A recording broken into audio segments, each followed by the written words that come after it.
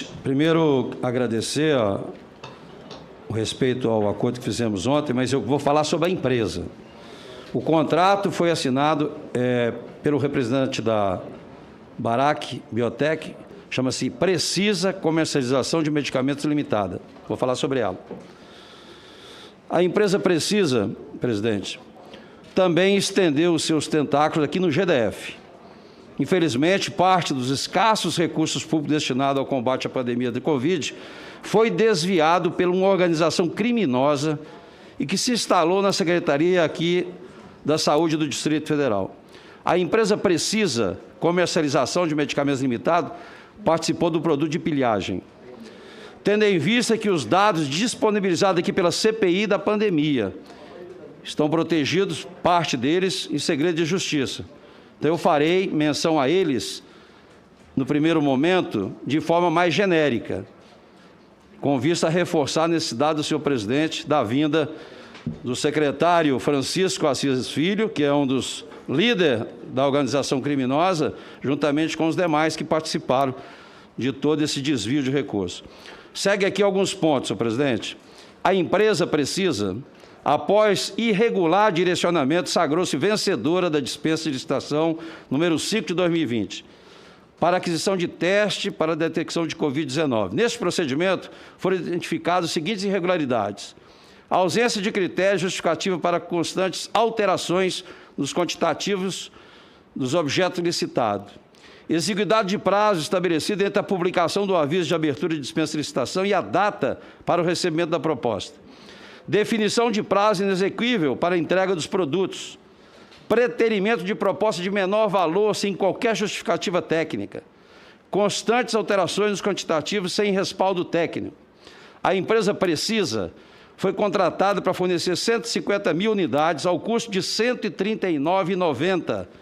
Registra-se que uma das empresas participantes ofertou o mesmo teste a um custo unitário de R$ 73,00, ou seja, metade do preço.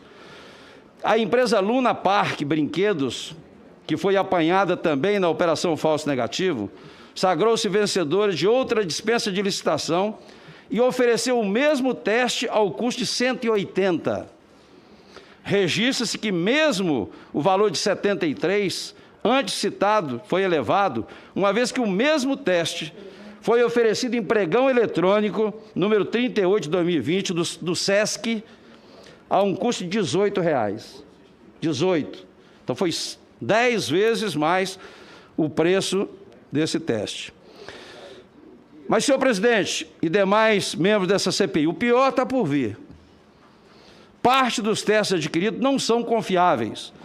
Para além de evidente superfaturamento, os testes da marca chinesa Zhuhai Lizon são tidos como ineficazes e apresentam problemas ao redor de todo mundo, como segue.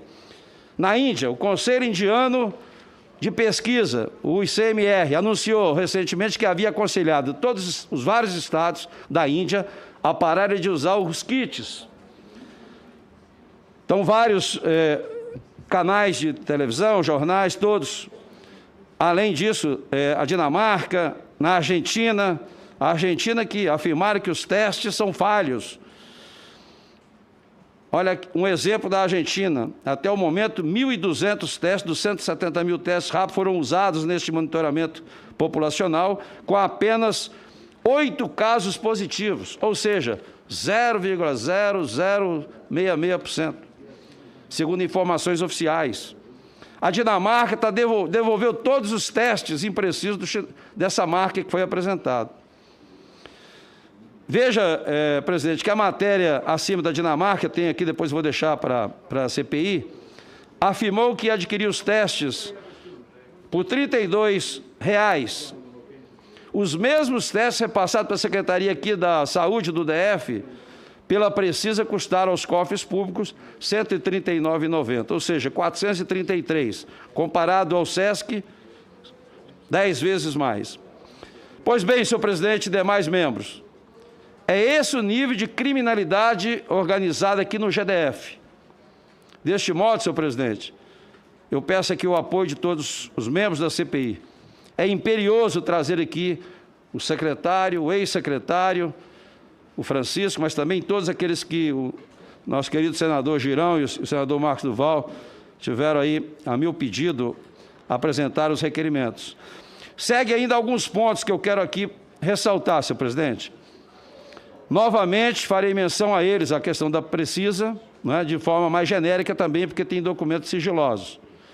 Francisco Araújo Filho, de maneira subreptícia, sem qualquer justificativa, aportada nos autos da operação, determinou a reabertura do prazo de apresentação das propostas.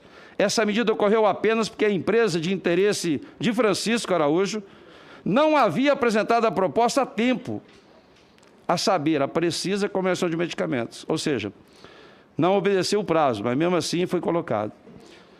O sigilo telemático revelou que foi o próprio Francisco, ele próprio, que encaminhou a proposta da empresa Precisa para compor os autos da licitação. Ao final, como previamente ajustado, a mencionada empresa foi declarada vencedora, mesmo não tendo apresentado o menor preço.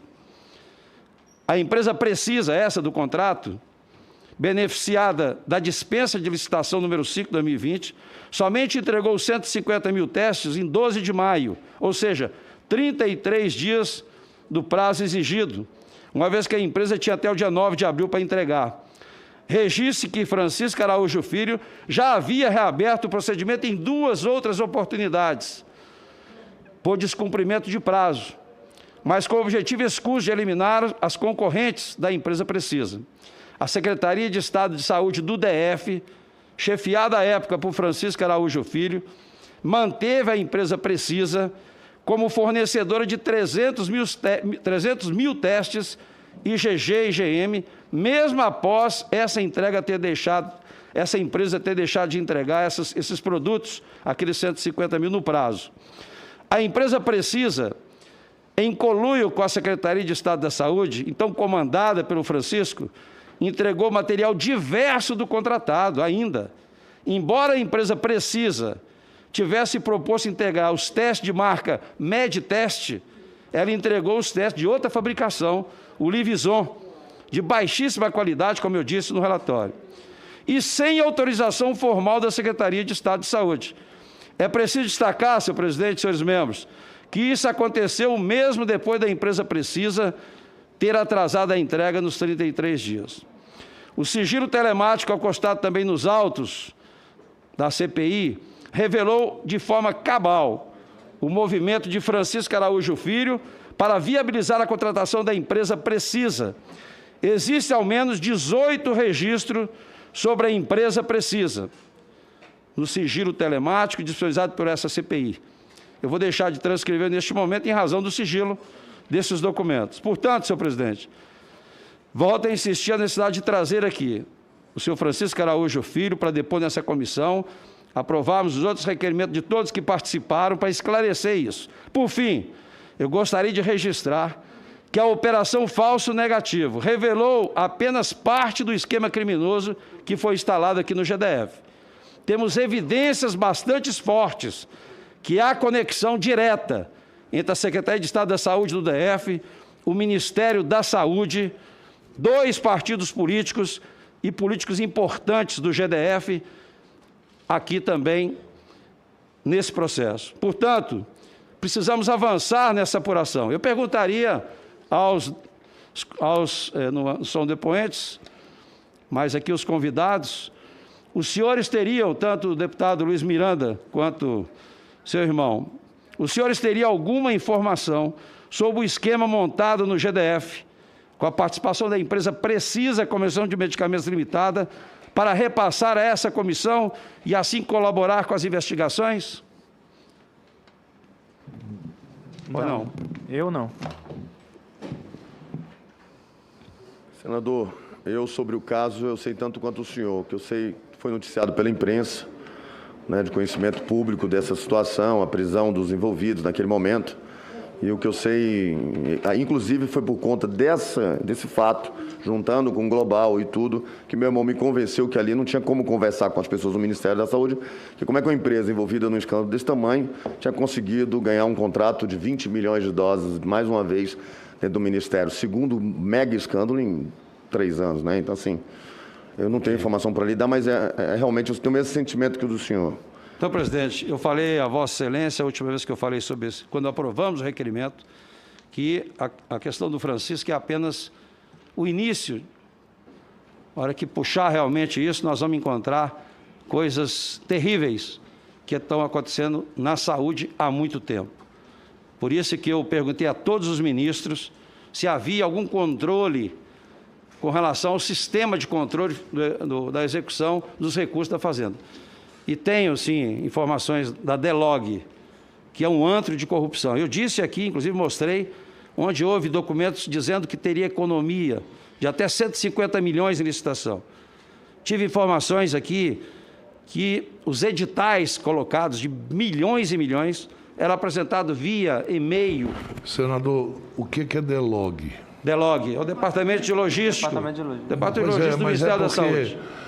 Nós sabemos aqui, mas quem está ali ouvindo agora não sabe o que é DELOG. É um departamento logístico do Ministério da Saúde que não tem controle de nada. Inclusive, havia um contrato de informática do sistema de controle de medicamentos e etc., que foi paralisado, de 350 milhões em andamento, paralisaram, voltaram à planilha de Excel e provavelmente já estão trabalhando com o papel, saco de pão, de padaria, para controlar estoque e tal. Os ministros disseram aqui que não tem controle, apenas o financeiro. Quanto encaminham? Mas ninguém sabe quem executou, quanto executou, não tem prestação de conta de nada. Ou seja, o Ministério da Saúde não tem absolutamente controle de nada com relação a... E olha que o orçamento é quase 130 bilhões, o orçamento do Ministério da Saúde. Só para dizer que realmente essa CPI precisa apurar mais. Presidente, muito obrigado. Né, e fico aqui, solicito a Vossa Excelência para a gente marcar o dia da convocação do senhor Francisco e aprovarmos o requerimento dos demais que tiveram participação nessas operações. Será feito. Senadora Simone Tebet. Obrigada, senhor presidente. Antes de eu começar na linha das minhas perguntas, questionamentos e algumas conclusões que já tenho, eu gostaria de, na linha do senador Alessandro, pedir aqui que, no espírito público, que parece que tem presente na alma e no coração do deputado, dos irmãos Miranda, que complete o depoimento a favor do país. É muito importante que diga o nome, até porque não se preocupe, Vossa Excelência não diz que não tem como provar, mas nós temos. Nós já temos indícios, nós já temos documentos e nós temos como rastrear. Se Vossa Excelência tiver a coragem de dizer o nome, eu posso garantir, não se preocupe com o Conselho de Ética da Câmara dos Deputados, que nenhum deputado vai ter coragem de insurgir contra Vossa Excelência, contra a opinião pública, contra a massa de brasileiros que quer saber a verdade e buscar a verdade dos fatos. Pode falar o nome do deputado, porque nós já sabemos. A senhora sabe que se eu fizer isso... Vossa Excelência não irá para o Conselho de Ética. Eu vou ser perseguido, já disseram que eu já perdi a minha relatoria da reforma tributária, foi uma promessa do presidente Atulino para mim, já perdi todos os espaços, já perdi tudo que eu tenho, já acabaram com a minha política, o que mais vocês querem que eu faça? Bom, deputado, Vossa Excelência só confirma que sabe, não quer dizer, eu respeito como parlamentar, eu entendo a posição de Vossa Excelência, mas Vossa Excelência só confirma que sabe qual é o nome do deputado e nós vamos... A senhora também sabe que é o Ricardo Barros que o presidente falou. Vamos buscar a verdade a favor do país. Então, o senhor confirma... O senhor confirma, então, que... Foi o Ricardo Barros que o presidente falou. Foi Agradeço imensamente a Vossa Excelência. Essa CPI, a partir de agora... Eu não me sinto pressionado para falar. Eu queria ter dito desde o primeiro momento, mas é porque vocês não sabem o que eu vou passar. Por apontar um presidente da República que todo mundo defende como uma pessoa correta, honesta, que sabe que tem algo errado, ele sabe o nome, ele sabe quem é, ele não faz nada por medo da pressão que ele pode levar do outro lado. Pô, que presidente é esse que tem medo de pressão de quem está fazendo o errado? De quem desvia dinheiro público, das pessoas morrendo na porra desse Covid? Deputado, eu ia finalizar a minha fala dizendo que o seu irmão deveria ser condecorado, ao invés de ser... Meu irmão estava do lado, ele sabe quem foi o nome. Qual foi o nome que o presidente falou? Eu ia dizer, eu ia finalizar, senhor presidente, a minha fala dizendo que o irmão do deputado deveria ser condecorado pelo governo, ao invés de ser processado administrativamente, porque ele está impedindo e impediu o governo de cometer um crime, um pecado mortal, de assinar um dos contratos bilionários mais fraudulentos da história da República. Foi isso o que o senhor Luiz Ricardo Miranda acabou de fazer a favor do governo e a favor do país. Infelizmente, Vossa Senhoria, ao invés de ser condecorado e parabenizado, está sendo processado ou vai ser investigado por um governo que tinha uma promessa de campanha. O presidente Bolsonaro, senhor presidente, se puder retomar apenas os 2 minutos da minha fala, porque eu estava fazendo uma pergunta para o deputado, o presidente Bolsonaro ganhou quase que no primeiro turno com quase 50% dos votos. E qual foi a bandeira de campanha do presidente da República? Foi a bandeira da ética. Nós estávamos acabando de sair de números superlativos de denúncias de combate de mensalão, de petrolão, e baseado nisso, surfando nessa onda, o presidente da República, Jair Bolsonaro, ganhou com uma maciça apoio da população brasileira, dizendo que o seu governo seria diferente, que seria um governo a favor do combate à corrupção e que o seu governo teriam pessoas, gestores, experientes, compromissados com a coisa pública. Pois bem, o que nós estamos vendo neste momento de lá para cá, não só na pandemia, mas em todas as áreas de relevância para a vida da população brasileira, simplesmente ou por questões puramente ideológicas ou por compromissos outros assumidos naquela velha barganha do presidencialismo de coalizão, do toma lá da cá, colocando pessoas que não são experientes nos postos chaves dos ministérios. Chegamos onde chegamos, senhor presidente. Acho que a pandemia juntou todos os pecados, senador Renan. A comissão fechou uma fase, começa a outra. Qual foi a fase que essa comissão está encerrando? Não encerrou, mas está encerrando. Está comprovado no primeiro momento, através do conceito de imunidade de rebanho por contaminação e não por vacinação, um governo paralelo tentou imputar na população brasileira uma sensação falsa de segurança. Podem ir para a rua, tomem remédio ineficaz, não precisem usar máscara, não precisem usar álcool em gel, não precisem fazer distanciamento social, porque preocupados apenas com a economia, e eu também estou, vamos ver se todo mundo se contamina rapidamente. Isso já está provado, mais do que comprovado, nessa CPI. Só que, além disso, além desse pecado que é gravíssimo, porque nós estamos falando através de dados que foram dados ontem por Dr. Pedro. O Dr. Pedro disse, abre aspas, 4 de 5 mortes pelo coronavírus não teriam ocorrido se estivéssemos fazendo o dever de casa da média mundial. Ainda, se tivéssemos investido nas vacinas naquele tempo hábil, poderíamos ter salvado entre 95 e 145 mil vidas de irmãos brasileiros. Entre aspas, palavras deles, e eu corroboro, assino embaixo. Investir na aquisição da imunidade rebanho foi uma estratégia inicialmente equivocada e depois repugnante. Repito, investir numa imunidade rebanho por contaminação é repugnante, é imoral. Pois bem, senhor presidente, agora nós entramos numa segunda fase, senador Renan. Uma fase que nós não esperávamos desse governo, que nós acreditávamos.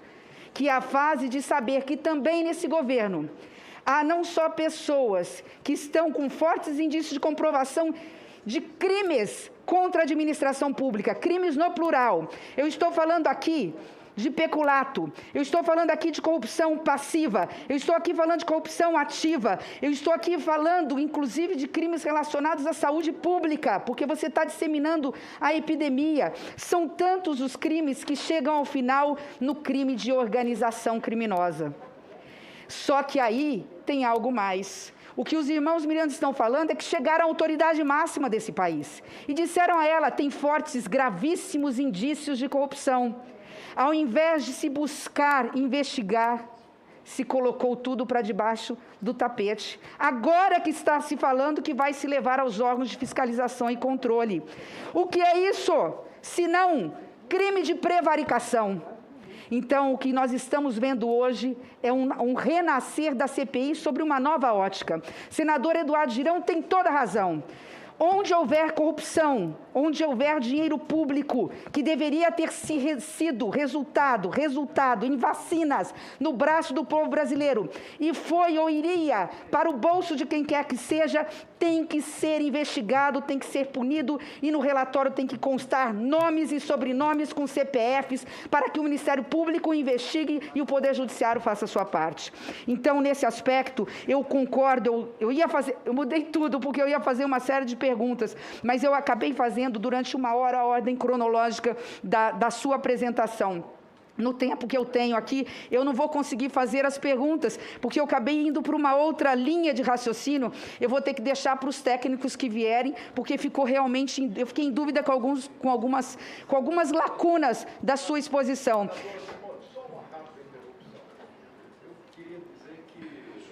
Microfone, relator. Eu queria dizer, para pontuar, que Vossa Excelência fez a grande pergunta do dia. E queria cumprimentá-la por ter obtido do deputado Luiz Miranda a resposta que todos nós tentamos em vão e não conseguimos. Então, a senhora acabou de nos proporcionar, e a essa comissão parlamentar de inquérito, um grande momento. E eu queria aproveitar este momento para cumprimentá-la mais uma vez e para dizer que o nome citado pelo deputado Luiz Miranda é o mesmo nome que apresentou na Câmara dos Deputados uma emenda para incluir a vacina indiana. Incluída na lei, que autorizou a aquisição da vacina indiana sem autorização da Anvisa. Relator Renan, a medida provisória 1026 de janeiro de 2021, e que tem eficácia imediata, portanto, ela vale desde janeiro, ela autorizava o Brasil a comprar vacinas cujas autoridades sanitárias estrangeiras tivessem deliberados. As autoridades sanitárias estrangeiras dos Estados Unidos, da União Europeia, do Japão, da China, da Grã-Bretanha e da Irlanda do Norte. Não tinha a indiana. A lei foi publicada, e, portanto, só passou a valer em 10 de março. Foi incluída através de emenda na Câmara, só em 10 de março que foi a lei. Senadora Simone. E o contrato foi feito anteriormente, ele foi feito no dia 25 de fevereiro. Só aí já está mostrando que a assinatura do contrato é irregular e ela é ilegal. Senadora Simone. Porque o contrato foi assinado antes da lei que permitia contratar com a vacina indiana, que não tinha autorização da Anvisa e que não estava na medida provisória permitindo. Senadora Simone, senador Renan. Vossa Excelência foi muito feliz Senadora na intervenção. Simone, se Vossa Excelência Por permite, isso... Senador Renan, se Vossa Excelência permite, esta mesma medida provisória, senador Renan, essa mesma medida provisória, a 1026, foi essa medida provisória que foi editada no dia 6 de janeiro de 2021. Foi essa medida provisória que nos documentos que temos nessa Comissão Parlamentar de Inquérito, no debate que ocorreu na Casa Civil da Presidência da República no dia 23 de janeiro de 2020, no dia 23 de dezembro de 2020, estava o dispositivo que possibilitaria a aquisição das vacinas da Pfizer e da Janssen. Tá bom. Esse dispositivo não foi incluído na edição da medida provisória no dia 6 de janeiro. Exatamente. Estamos com o roteiro pronto. Senador Simão, eu quero lhe cumprimentar. Eu acho que o grande momento dessa comissão foi nesse momento aqui. Estamos com o roteiro pronto. Só é seguir. Há um debate, há setores do governo que defendem a aquisição da vacina da Pfizer e da Janssen. Há um veto para isso. No dia 6, a medida provisória é editada sem o dispositivo que possibilita essas vacinas. Na Câmara dos Deputados é feita uma emenda pelo deputado já citado para favorecer essa vacina específica da empresa Precisa. Em seguida, o servidor do Ministério da Saúde, Luiz Ricardo Fernando Miranda, vê um processo atípico, o deputado Luiz Cláudio leva ao presidente da República, o presidente da República diz o quê? Nada. O presidente da República diz, você sabe, né? Isso é coisa lá do deputado, daquele deputado, né? Que nós já sabemos o nome, o deputado Ricardo Barros. Senhor presidente, eu cheguei a falar em algum momento que havia uma tentativa, não tem crime tentado. Estamos diante do maior esquema de corrupção da história da República. Essa CPI chegou, neste momento, a isso. com os nomes de todos os personagens e com o roteiro do crime. Para completar Só a uma cereja do bolo, contribuição. senador Randolph, a cereja do bolo, né? As tratativas da compra da Covaxin aqui, elas podem ter sido, como que eu vou dizer, o ingrediente que faltava nesse grande caldeirão. Perfeito. Porque, além disso, olhem só, a medida provisória é de janeiro, não permite compra de vacina sem a autorização da Anvisa ou dessas agências de autoridades sanitárias. O contrato é feito em fevereiro, ainda não podia, e a lei só passa a vigorar em março com a emenda do deputado Ricardo Barros. Só isso teria que fazer com que quem quer que tenha assinado aquele contrato tivesse rasgado o contrato antes de assiná-lo. Mas há mais, eu fiquei 1 hora fora da CPI tentando juntar esses fios. E eu fiz uma rápida análise aqui. Aí nós estamos, presidente, hoje respondendo a uma série de questionamentos do mês inteiro. Por exemplo, o governo diz que não aceitava a Pfizer por conta de cláusulas leoninas, mas aceitou a indiana com cláusulas draconianas. Não aceitava a Coronavac, chamando de corona lixo,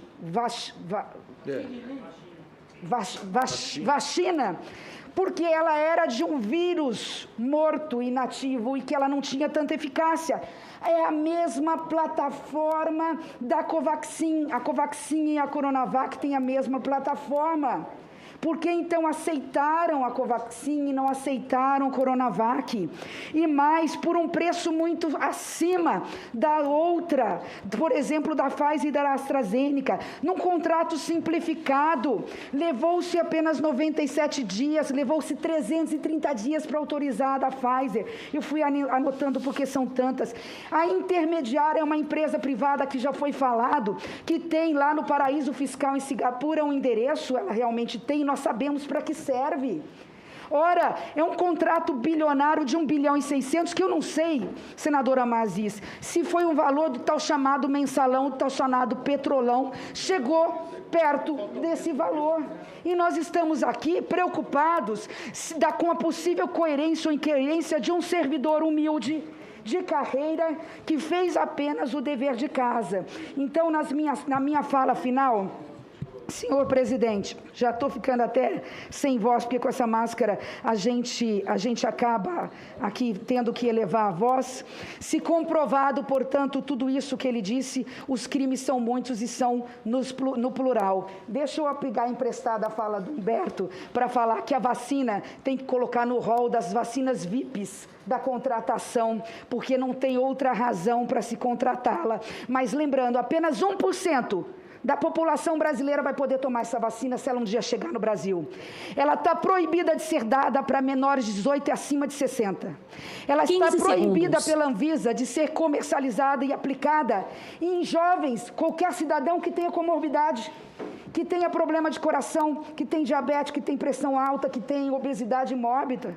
Ela não pode ser aplicada em gestante, em puérpera, ela não pode ser aplicada em quê, então? Em 1% da população. Então, senhor presidente, eu não sei se é o caso aqui, como última parte dessa novela. Ao invés de chamar a dona Regina, vamos fazer uma careação coletiva aqui. Vamos chamar o ministro Pazuello até para ele dizer o que ele disse no dia que ele saiu lá, que tem pichulé que tem que ser distribuído no final do ano, do recurso que foi dado, aprovado por nós, para ser destinado para o combate à pandemia. Nós não furamos teto, abrimos exceção pela lei de responsabilidade fiscal para colocar recurso em outro lugar. Nós, com responsabilidade, deputados e senadores, aprovamos no Congresso Nacional. Estamos lá defendendo os nossos estados nos ministérios, ministro Pazuello, para sim pegar recursos extras até no final do ano para a saúde, mas é para o combate à pandemia do coronavírus. Não há pichulé, seja lá o que isso significa. Ele tem que dar nome também. Temos que chamar o seu Elcio, que foi citado aqui, a senhora Tereza, o presidente da Anvisa. Vamos fazer uma careação com esses 5, nessa ordem aqui que eu fiz, e posso entregar à mesa se quiser, mas a mesa tem consultores muito melhores para isso, mostrando aqui essa novela, quem é quem dentro do processo e quem é responsável pelo quê.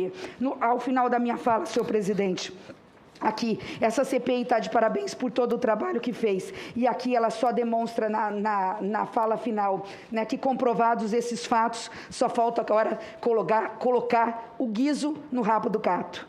Quem fez o quê? Quem agiu de dolo, quem agiu por culpa, quem foi negligente de boa fé, quem foi negligente aí na má fé, quem foi com a conduta dolosa de praticar os crimes elencados. E eu aqui termino pedindo assim, muita atenção ao que eu vou dizer, porque é muito triste. Quando eu tinha 14 anos, eu fui para as ruas lutar pelas diretas já. Aos 18 anos, 16 para 17 anos, eu estava no banco de uma universidade no Rio de Janeiro, e eu fui para a rua pedir fora Collor. Eu acho que eu vou ter que pedir desculpas ao presidente Collor por ter ido às ruas, porque ali estava envolvendo apenas, não que não seja crime, merece ser punido, mas comparado a isso, estava se discutindo ali, né, um Fiat Elba. Eu tenho que pedir talvez desculpas, porque eu fui às ruas. Mas o que eu mais me sinto, o que eu mais me ressinto, eu que já estou quase que saindo da vida pública, tenho menos tempo no futuro do que já tive de vida pública, porque estou há 20 anos na vida pública. O que eu mais me ressinto é ver que as minhas filhas, que hoje têm a idade que eu tinha, está tendo que viver e rever uma inversão total de valores, um Estado que no dia a dia, e o Congresso Nacional não está percebendo, ou está percebendo, estamos fazendo pouco, senhor presidente, no dia a dia, os pilares que sustentam a democracia brasileira estão sendo golpeados, no dia a dia, nós estamos vendo o povo cada vez mais armado, nós estamos vendo a ingerência política nos comandos da Polícia Militar, nas Forças Armadas, e ainda o toma lá da cá, o Centrão dominando o governo federal, impondo a um presidente que vergou uma bandeira do combate à corrupção, tendo que ceder. Talvez seja a hora do Congresso Nacional discutir o fim da reeleição, que dê 6 anos para um presidente da República, mas não permita mais que os chefes executivos possam pensar em reeleição, ano sim, outro também, e ceder a toda sorte de tentação, visando apenas a reeleição. E eu não estou falando desse, eu estou falando do presidente que passou, da presidente anterior, do outro presidente e do presidente que antecedeu. É sempre assim, e a essa razão total, nós não fazemos outra coisa. E eu falei da inversão de valores, porque eu estou começando a ver, pensando nesse servidor que é humilde, que está havendo, de novo, um Estado policialesco, que ao invés de fiscalizar e proteger os cidadãos de bens, que denunciam crimes de corrupção, estão sendo agora investigados porque não podem dizer o que pensam, como aconteceu com o doutor Pedro ontem, que aqui teve que se recusar a responder uma pergunta do senador Renan Calheiros, porque estava incomodado e preocupado com as filhas nas redes sociais.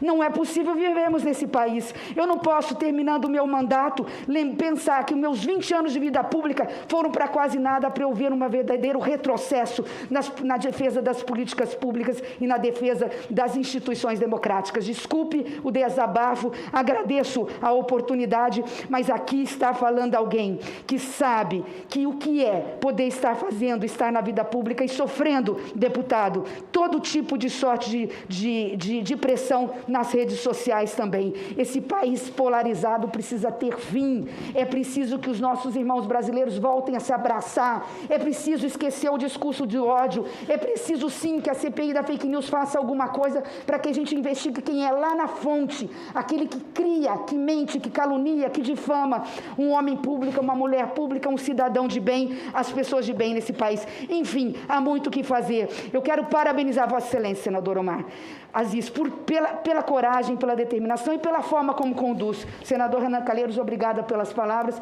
e pedir desculpa aqui pelo desabafo que estou fazendo aos meus colegas, porque ao invés de usar 20 minutos, eu acho que eu extrapolei até os 20. Obrigado, senhor presidente. Senhor presidente, pela ordem. Senadora, primeiras mulheres. Claro. Senadora... Eu sou a primeira a concordar e apoiar. Senhor presidente, eu quero só dizer para o senhor, lhe parabenizar, presidente, porque quando nós fizemos aqui nesta casa um pedido, uma questão de ordem, pedindo que facultasse às mulheres o direito de voz, Vossa Excelência não apenas permitiu, como deu, inclusive, prioridade. E hoje, em um dos dias mais altos que esta CPI teve até esse presente momento, eu diria o dia mais alto, a principal pergunta saiu de uma mulher. Essa é a demonstração do quanto as mulheres estão contribuindo para a história do Brasil e o quanto as mulheres estão contribuindo nesta CPI. Parabéns, querida Simone. Você me representa, você representa todas as mulheres desta casa. E quero finalizar, presidente, a gente viu que o deputado, ele demorou muito a fazer a confirmação do nome do seu colega deputado da Câmara dos Deputados. Eu queria pedir a Vossa Excelência e perguntar ao deputado, diante dessa resistência, ele chorou, inclusive, não é? Ele tem família que está, na verdade, em torno dele, se ele requisitará um apoio a esta comissão para que a sua integridade física possa ser assegurada diante do choro que nós tivemos dele e da resistência que ele teve para que pudesse declinar o nome deste parlamentar. Senadora, eu, no ano de 2018, numa vida muito confortável, tentando tocar os meus negócios que eu possuía nos Estados Unidos, um desejo ardia dentro de mim de tentar mudar, mas isso foi antes de ir. Eu fui, minha vida foi muito boa e um dia eu caí na besteira de querer falar sobre política nas minhas redes sociais, que só falavam de negócios, palestras, eventos. Quem lembra do tal do Luiz Miranda USA não tinha nada a ver com política. Mas não tem jeito de a gente deixar de falar de política. E algumas vezes minha esposa me pegou chorando em locais muito glamurosos na América. E ela perguntou, mas por que você está chorando, meu bem? Eu falei, por que o nosso povo brasileiro não pode ter isso? Olha quanto a gente está gastando para passar essa noite maravilhosa. Sei lá, 50, 100 dólares. Para quem ganha em dólar, né? Quem conhece um pouquinho lá sabe do que eu estou falando. Não é nem a diária de uma empregada doméstica. E aquilo vai ardendo dentro de você. E a onda Bolsonaro, aquela onda assim, agora chegou a hora de mudar, nós vamos mudar tudo, e tudo me fez escolher o lado da política. E eu sofri muita fake news, porque onde eu estava, o partido que eu estava, em agosto, quando eu tomo a decisão, em cima da hora, eu já estava há 10 anos, já estava numa coligação fechadinho. Tinha uma pessoa que iria ganhar com muitos votos e tinha o segundo. Se eu entrasse, eu tomava essa vaga. Essa pessoa fez da minha vida um inferno com fake news. Juntou com exatamente a base do governo, porque a gente viajou para a China. Aqui a Soraya sabe o que a gente passou naquela época. E nós fomos humilhados de todas as formas que vocês pensarem. O que nós recebemos de ataque desse mesmo grupo, por coisas que a gente nem sabia que estava fazendo, porque a gente foi visitar empresas de tecnologia, disseram que a gente tinha ido lá para tudo, menos para o nosso principal propósito, que era conhecer o que tinha de bom lá fora para trazer para o nosso país ideias, propósitos, conceitos, e não ideologia. E não o comunismo deixar de ser comunismo. Não tinha nada com isso. Mas nós sofremos muitos ataques, mas muitos ataques. E aquilo destruiu a minha vida de tal maneira que o tal do Terça Livre fez uma matéria onde ele entrevista um lavador de carro que nunca fez nenhum negócio comigo e dá voz para essa pessoa só para poder queimar meu nome, porque era um contratado desse suplente que queria me derrubar da minha vaga. Eu tomei a vaga da pessoa errada. Um ex-diretor da polícia, um cara poderoso, que ia auxiliar a estagiária do escritório de advocacia dele, era quem produzia todas as denúncias e todos os ataques da minha pessoa. Uma máquina de destruir reputação. E chegou a um nível, por isso que eu nunca processei a emissora Globo, apesar da minha decepção. Até a Globo foi pautada pela matéria do Terça Livre. Se você pegar o que passa no Fantástico, é a matéria exata da mentira. Terça Livre esse, que hoje o STF confirma para o Brasil inteiro. Hoje todos os estudos, todas as análises de que mais de 90% do que tem ali é fake news. Acabaram com a minha reputação. Eu não respondo processo criminal. Eu não tenho nada a dizer assim, teve uma condenação criminal, mas eu sei o que vão fazer comigo, porque foi esse mesmo grupo que iniciou esse trabalho contra mim. E talvez esse modus operandi é para manter todos nós assim, com o rabinho entre as pernas, com medo de botar a cabeça para fora e falar a verdade do que a gente sabe. Porque muitos colegas meus, que hoje estão na base, estão decepcionados, porque o que a gente queria era mudar o Brasil. E o que nós estamos vendo é um Brasil cada vez mais aparelhado num conceito inaceitável. Então, hoje eu tirei, na verdade, um peso das minhas costas. Eu tirei uma voz da garganta que eu tinha receio de fazer, porque eu já sei das minhas consequências. Está aí a minha lágrima. Mesmo sendo uma pessoa honesta, de uma família honesta, correta, eles destruíram os meus negócios. O meu imposto de renda, o meu contador, quando a gente mal entrei no mandato, falou para mim, você já está com prejuízo de mais de 2 milhões de dólares. Você não vai conseguir pagar esses investidores. Como é que você vai fazer? Eu falei assim, mas como que eu estou com esse prejuízo? Ele falou, não fatura mais, amigo. O pessoal está falando que você é bandido, que você é isso, que é aquilo. Não fatura mais. Suas empresas não vendem mais, não aluga mais carro, não aluga mais apartamento, não aluga mais nada. Você vai quebrar. Eu falei assim, então não... Declara a falência. Eu falei, não vou declarar. Eu vou dar a volta por cima, eu vou conseguir vencer e não vou deixar essas pessoas desamparadas. Mas a destruição de reputação não foi só do político, foi do empresário, foi do pai, foi do meu filho, saiu da minha casa e foi embora. Porque falou, você escolheu uma vida que vai destruir a vida de todos nós. Está morando em Curitiba. O meu bebê foi embora. Casou com a namoradinha, a primeira namoradinha dele foi embora, falou assim, eu não quero viver esse ambiente político, porque eu lembro da minha vida e lembro da vida que você transformou a nossa. E se eu não for protegido por quem aqui quer mudar o Brasil, eu sei o que vai acontecer comigo. Já aconteceu uma vez. E ninguém se retratou, mesmo eu tendo uma vida ilibada, sendo uma pessoa honesta. Nunca tendo tido nenhum voto de um desembargador, de um ministro contra mim. Todas as minhas vitórias foi de 0. Como pode passar por isso por querer a verdade, por querer o certo, por lutar por um Brasil de verdade? Olha as pessoas passando fome. Olha a inflação real agora. Estamos com inflação real de mais de 30%. Todo trabalhador, funcionário público sendo acharcado, massacrado. Parece que o funcionário público é o inimigo do Brasil. O presidente sabendo desses esquemas da saúde. É desesperador, é desesperador. Só que eu sei o que eu vou passar. Eu sei o que eu vou passar. E por isso a lágrima. Deputado, a sua emoção, o seu choro superou o medo. O que importa é que a emoção é que prevaleceu e Vossa Excelência vai ter a proteção do Senado Federal, desta comissão, das pessoas de bem. Presidente, eu quero aqui só para fazer que uma informação. a Secretaria da Mesa, nós encaminhamos um documento. Até então, o deputado Luiz Cláudio Fernandes Miranda e o servidor público Luiz Ricardo Fernando Miranda, eles não tinham feito depoimento da CPI, tinham dado uma entrevista numa rede de televisão. Então, eu estou pedindo ao diretor da Polícia Federal proteção a eles e à família. Caso aconteça alguma coisa sobre eles, o diretor-geral da Polícia Federal irá responder pela vida deles, porque há 3 dias nós encaminhamos um documento e até hoje nós não tivemos resposta.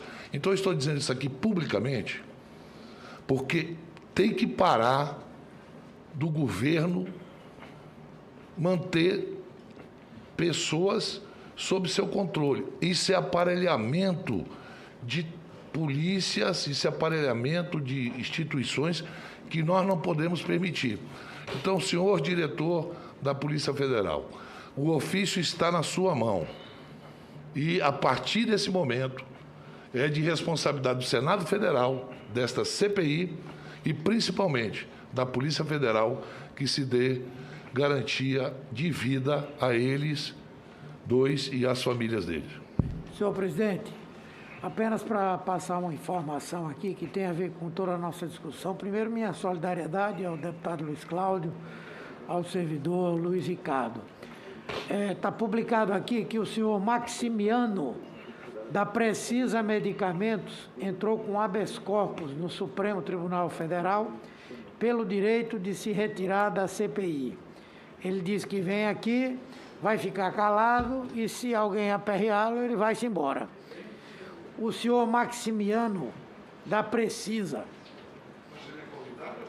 ele é convocado. Mas ele foi deferido o mandado de segurança? Não, ainda não. Ele entrou com um pedido. Bom, Espero que não defiram.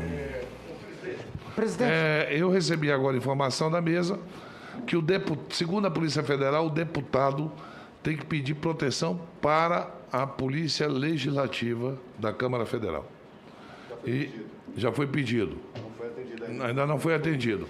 Presidente, Só um minutinho, deixa eu dar a queria só requerer a informação. Vossa Excelência o seguinte, que subsidiariamente, visto que a Polícia Federal até agora, 3 dias após essa comissão parlamentar de inquérito, como o senhor acaba de informar, não respondeu os pedidos de proteção ao deputado federal Luiz Cláudio Fernandes Miranda, ao senhor Luiz Ricardo Fernandes de Miranda, irmão do deputado, de proteção a ele e a sua família, e como também não foi providenciado isso pela Polícia Legislativa da Câmara Federal, eu requeiro a Vossa Excelência que, através da Polícia Legislativa do Senado Federal, em nome dessa Comissão Parlamentar de Inquérito, sejam tomadas providências de segurança à integridade física e à vida de ambos os depoentes. Presidente, pode falar.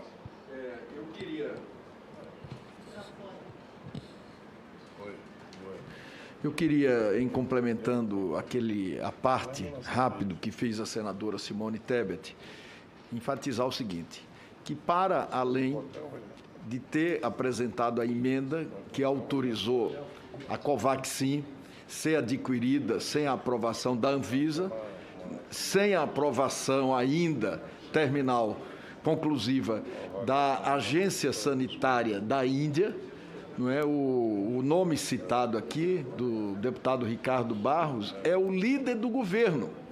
E os jornais recentes estão a afirmar que ele acabou de indicar uma dessas pessoas que estava no Ministério da Saúde para exercer um cargo de diretor na Anvisa. Pasmem. Pasmem. Então, eu quero também cumprimentar o deputado Luiz Miranda, dizer que não tenha preocupação, esta comissão, através de cada um de nós, estará permanentemente à sua disposição, solidária, haja o que houver. A sua participação hoje aqui nessa comissão parlamentar de inquérito foi uma participação histórica e, como tal, precisa ser respeitada pelo povo brasileiro.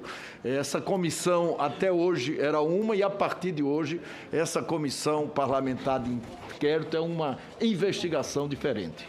Eu vou fazer um apelo ao meu querido amigo e presidente da Câmara dos Deputados Federais, senador Arthur Lira, a quem eu tive, aliás, deputado Arthur Lira, a quem eu tive o prazer de ter conhecido o pai dele, que foi colega nosso senador, uma pessoa muito boa, que eu tenho um carinho muito grande, e tenho certeza que o deputado Arthur Lira irá mandar providenciar imediatamente. Em relação ao senhor Luiz Ricardo Fernandes Miranda, eu pedirei à mesa que entre em contato. Eu acabei de receber um comunicado da Polícia Federal, o senador Randolph, dizendo em relação a isso. E em relação a ele, nós temos que fazer um formulário, algumas coisas, em que é proteção à testemunha, certo? Isso é coisa que nós temos que fazer pela mesa, então eu pediria que fosse encaminhado imediatamente isso. E os outros encaminhamentos falaremos do ponto de vista administrativo. E eu, deputado, eu quero lhe dizer que você hoje faz uma grande contribuição. A senadora Simone Tebet foi feliz, Vossa Excelência pôde expor o que o senhor passou, não é diferente de muitos de nós aqui. Eu estou sendo informado que eu fui agredido agora por uma deputada, diferente do chefe dela. Eu vou mandar uma música para ela, em vez de agredi-la. Eu irei mandar uma música, daqui a pouco estará nas minhas redes sociais. Eu espero que ela goste da música, porque mulher a gente não ofende, a gente homenageia. E eu farei uma grande homenagem à deputada, em vez de ofendê-la. E que ela me chamou de idiota, não sei o quê, não tem problema nenhum. Faz parte, e as mulheres podem falar o que querem para os homens. Os homens têm que responder com carinho e amor. E é isso que nós vamos fazer para a deputada, com muito carinho, diferente do que ela está aprendendo ali ao lado de alguém que ofende, gosta de ofender mulheres. Eu não faço isso. Eu não ofendo mulheres, pelo contrário. Desde o primeiro momento, abri um espaço para as mulheres do nosso Senado estarem aqui presentes e têm tido uma participação muito boa, muito boa. E não me arrependo um minuto de ter feito isso, de tê-las aqui nos ajudando até essa hora. Muitas têm filhos, maridos, estão aqui com a gente, trabalhando, e sei que a dificuldade da mulher de cuidar da família é muito maior do que o homem. Por isso que eu agradeço a presença hoje aqui da nossa líder, Simone, da Elisiane, da nossa senadora de Mato Grosso do Sul, Soraya, aqui no vídeo, sempre presente, mas muito presente, a senadora Zenaide Maia, que muito nos honra com sua presença também. Presidente Omar, Vossa Excelência vai entrar para a história das CPIs, porque nas lutas das pautas femininas, nunca nada é nos dado de graça. Sempre é na base de muita luta. Eu confesso que hoje eu estou emocionada, talvez por isso que eu vim mais pilhada, porque ao voltar do toalete que eu tinha ido lá no meu gabinete, eu estava com a televisão ligada no Jornal Nacional e tinha acabado de ver como é diferente a postura de dois presidentes, o da CPI e o da República. Ali ele tinha acabado de novo atacar uma jornalista, Vitória Abel, que tem toda a nossa homenagem, todo o nosso respeito da CBN. Olha, pasmem o que disse ele, né? Que ela tinha que voltar à faculdade, depois ao ensino médio, à escola, ao jardim de infância e depois teria que nascer de novo, senhor presidente. Essa é a diferença, e Vossa Excelência abriu um precedente, porque na nossa luta, apesar de muito difícil, a gente depois não aceita mais recuar, não vai haver mais retrocesso. Todas as CPIs terão daqui para frente, espero que não tenhamos mais CPIs, a presença de uma mulher no Senado Federal, e nós deveremos muito isso a Vossa Excelência. E Vossa Excelência sabe que a minha fala de hoje tem muito a ver com a conversa que, minuto antes, eu tive com Vossa Excelência. E aqui eu repetindo alguém que já disse uma vez para outra autoridade, Vossa Excelência sabe do que eu estou dizendo. Muito